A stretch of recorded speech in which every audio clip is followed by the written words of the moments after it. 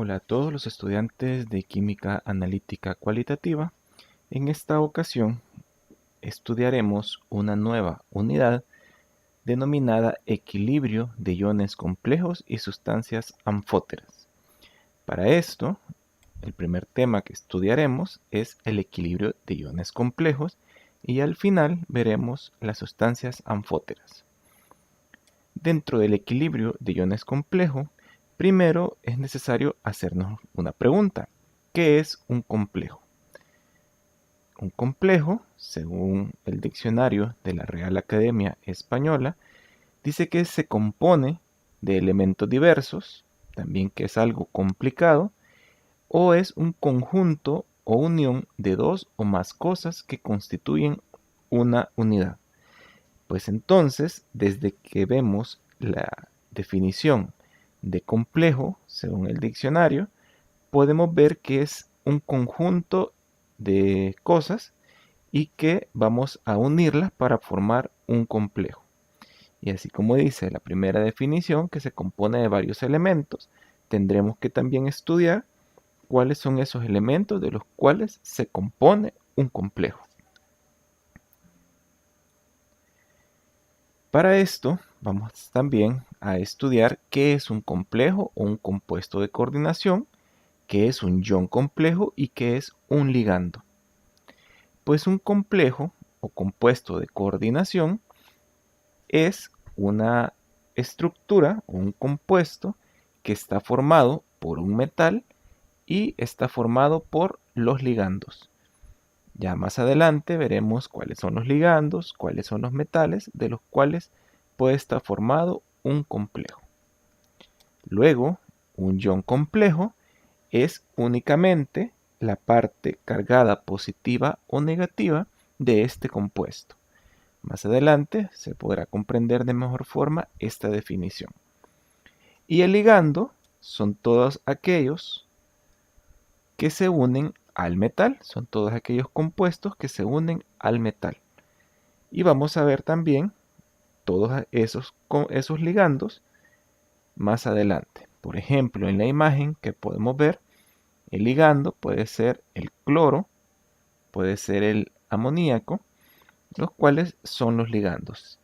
En el caso de la primera imagen, vemos el metal como átomo central, que es la plata, en el segundo el cobre y en el tercero el cobalto. Entonces, estos son ejemplos de complejos, los cuales vamos a utilizar dentro de la unidad. Estos y muchos otros más. Los iones complejos se aplican en la industria y en la vida cotidiana. Entonces, por ejemplo, la hemoglobina es un complejo de hierro que transporta oxígeno a las células.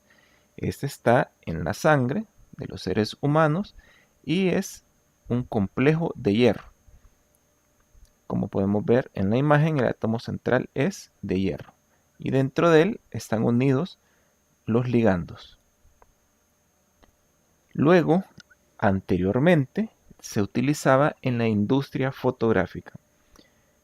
Antes se utilizaban cámaras de rollo, los cuales se llevaban a revelar en papel y para ello utilizaban el bis-tiosulfato argentato 1, que es un complejo para poder revelar esas fotografías. Luego, también en la actualidad se utiliza para la formulación de jabones, y esto con el fin de evitar el efecto del agua dura, ya que esta agua dura hace que no se forme la espuma y pueda retirar la suciedad, que es el fin de los jabones. Luego, la clorofila en las plantas es un complejo de magnesio, el cual es vital para la fotosíntesis de las plantas. Para la obtención del polietileno también se utiliza un complejo de aluminio y titanio, que sirve como catalizador. Y también, eso y muchas otras más, pero dentro de la química analítica lo utilizamos para poder realizar la separación de cationes. Por ejemplo, para el grupo número 1 que es lo que se hace en el laboratorio, tenemos plata, mercurio y plomo. Esos son los cationes del grupo 1. A estos les agregamos ácido clorhídrico para que se me formen los cloruros, tanto de plata, de mercurio y plomo. Posteriormente, yo separo el plomo y me queda un precipitado de mercurio y de plata.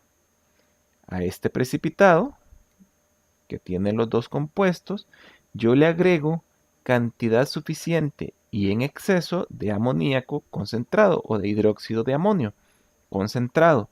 Esto hace que se me forme un complejo de plata que queda en la solución clara y un precipitado negro o gris en el fondo del tubo, el cual es mercurio. Y de esta forma yo puedo utilizar el equilibrio de iones complejos para poder separar estos cationes. Luego a este complejo le agrego ácido nítrico, cantidad suficiente para que me precipite en cloruro de plata de color blanco, el cual si al exponerse a la luz se vuelve color negro o se ennegrece ese precipitado. Y esto es lo que se hace en el laboratorio y este es la utilidad que nosotros le damos en la química analítica cualitativa. Ahora bien, un poco de historia. Primeramente, el primer compuesto que se denominó como complejo fue el azul de Prusia, el cual es ferrocianuro de sodio. Este fue descubierto por Jacob Diesbach y también existe una pequeña discusión si el cloruro de hexaminocobalto también fue de los primeros, pero este fue descubierto por Octave Tassert. Entonces, estos son los primeros compuestos complejos que se conocen, tanto el azul de Prusia como el cloruro de hexaminocobalto. Y ahí está la fórmula química, que es cobalto, lleva 6 moléculas de amoníaco y 3 moléculas de cloro. Como vemos, acá se utilizan corchetes, se utilizan paréntesis para poderlo representar. Y eso lo veremos más adelante cuando veamos la nomenclatura de los iones complejos.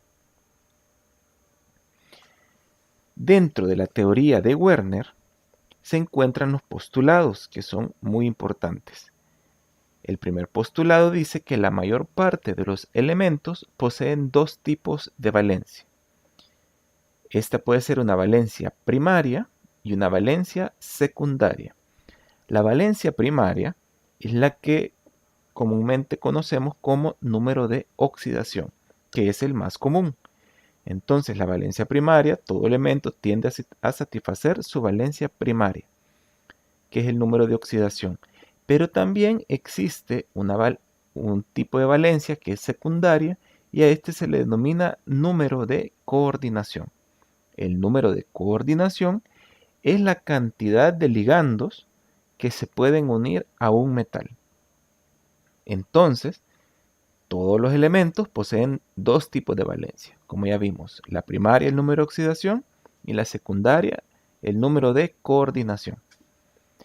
Número 2 dice que todo elemento tiende a satisfacer los dos tipos de valencia. Entonces, ya sabemos que tiene dos valencias, el número de oxidación y el número de coordinación. Entonces, el segundo postulado es que todo elemento tiende a satisfacer esos dos tipos de valencia. Y el número 3 es que las valencias secundarias, que son los de número de coordinación, están dirigidas hacia posiciones fijas en el espacio. Vamos a tratar de explicar un poco estos postulados. El postulado 2, que dice que todo elemento tiende a satisfacer los dos tipos de valencias, vamos a ver un ejemplo. El cloruro de hexaminocobalto 3. En este caso, como ya vimos, su fórmula es 6 moléculas de amoníaco con el cobalto y fuera del corchete los 3 cloros. Este también se puede representar de esta forma. cloruro de cobalto unido a 6 moléculas de amoníaco. Entonces, veamos, como metal central yo tengo al cobalto. Entonces, el cobalto va a satisfacer su valencia primaria, que es el número de oxidación, y como es el cobalto 3, entonces se le van a unir a él 3 iones cloruro para que se me forme el cloruro de cobalto. Ya vimos que acá se satisfacen las valencias primarias, que es el número de oxidación. Luego de esto, como dice que todo elemento tiende a satisfacer sus dos valencias, tiene que satisfacer las valencias secundarias, que es el número de coordinación. En el caso del cobalto, con el amoníaco es 6. Entonces, vamos a colocar las 6 moléculas de amoníaco. Y estas están dirigidas hacia posiciones fijas en el espacio. Entonces, ya tengo el cobalto con sus 3 moléculas de cloro para satisfacer su valencia primaria y las 6 moléculas de amoníaco para satisfacer su valencia secundaria. Y acá tenemos la fórmula que nos queda en este caso. Cobalto con las 6 moléculas de amoníaco y las 3 de cloro. Como podemos ver, las moléculas de cloro, que son la valencia primaria, se dejan fuera del corchete. Ahora bien, ¿qué pasa si le quitamos un cloro? Si quitamos un cloro, entonces siempre, si le quitamos un amoníaco, si quitamos un amoníaco y solo tenemos 5 moléculas de amoníaco, entonces las 3 moléculas de cloro siempre las tendrá y esta molécula de cloro va a satisfacer tanto el número de oxidación como el número de coordinación. Entonces, en este caso, la fórmula queda de esta forma. 5 moléculas de amoníaco y la del cloro, que pasa a satisfacer la valencia secundaria, entonces queda dentro del corchete y queda fuera los 2 cloros. Si le quitamos una molécula de amoníaco más, solo tendrá 4 y siempre los 3 cloros. Ahora bien, 2 moléculas de cloro van a tender a satisfacer la valencia secundaria y primaria a la vez, quedando la fórmula con los 2 cloros dentro del corchete para formar el complejo y un cloro fuera de este. Al retirar un amoníaco más, siempre el cobalto, el metal central, solo tendrá 3 amoníacos y 3 iones cloro. Y estos van a satisfacer tanto la valencia primaria como la secundaria, quedando dentro del corchete los 3 cloros con 3 amoníacos.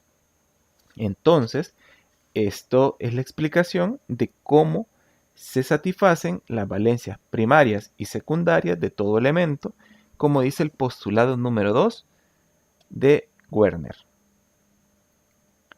Ahora bien, seguramente en química general se habrá visto el sulfato de cobre pentahidratado.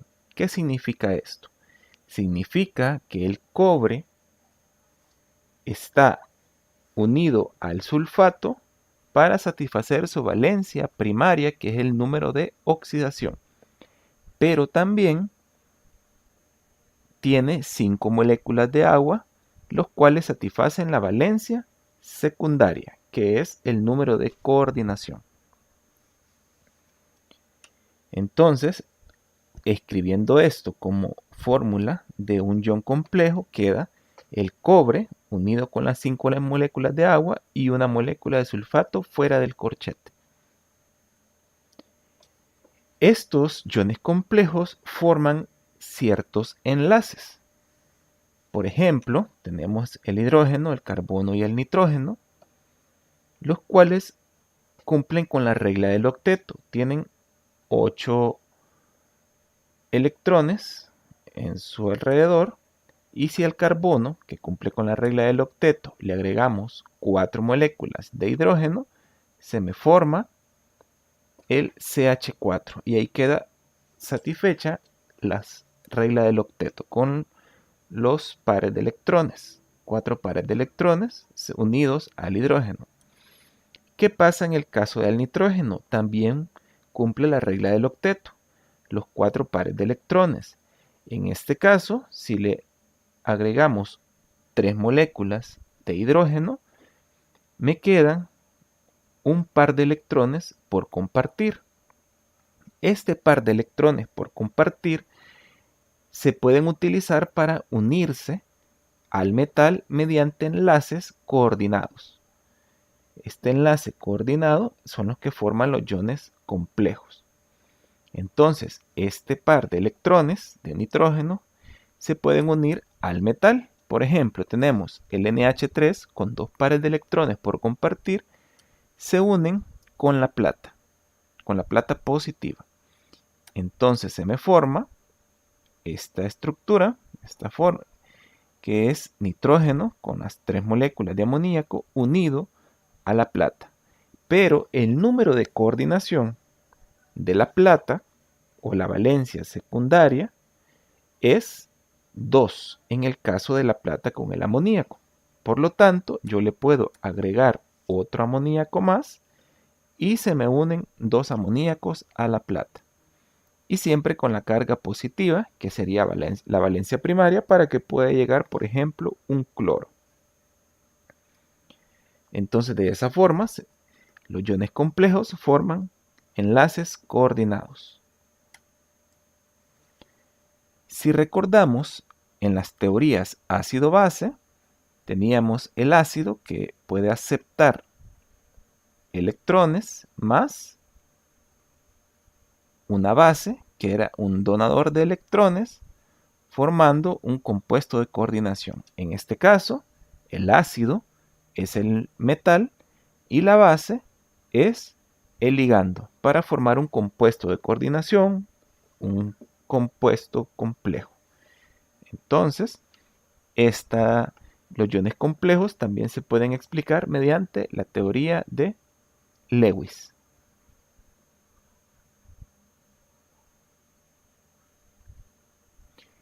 Los metales que cumplen con esto son los metales del bloque D, que son los metales de transición.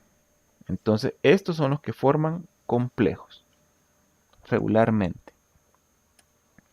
Ahora bien, las teorías de Werner siempre, cuando dice que la teoría describe la naturaleza de las valencias secundarias, existen la teoría de los enlaces de valencias, la teoría electrostática del campo cristalino y la teoría de los orbitales moleculares.